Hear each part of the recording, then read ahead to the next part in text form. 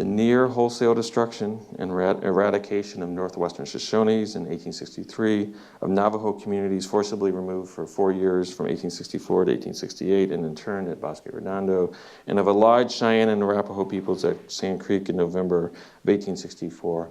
These scenes of violence are seared into the region's history, and particularly into the fabric of tribal communities.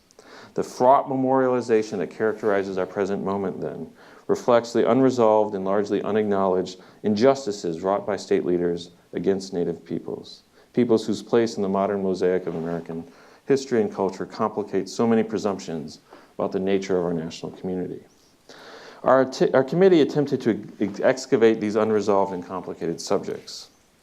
And for those unfamiliar with the brutality and viciousness of these subjects, please consider the opening scenes of our report, which largely draws upon government testimonies as well as select Cheyenne and Arapaho oral traditions.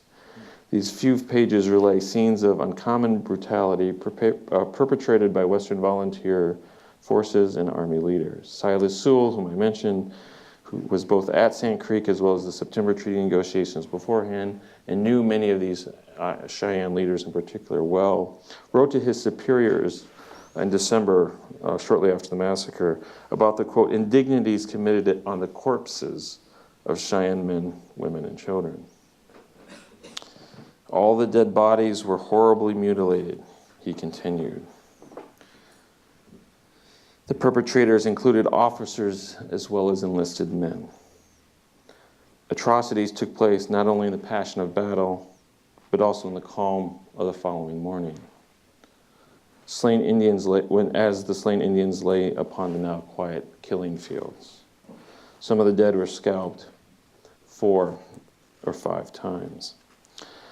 Our report aimed to recover and to contextualize these scenes of settler state violence, and its organization, research, and production entailed months of labor, conversation, and writing.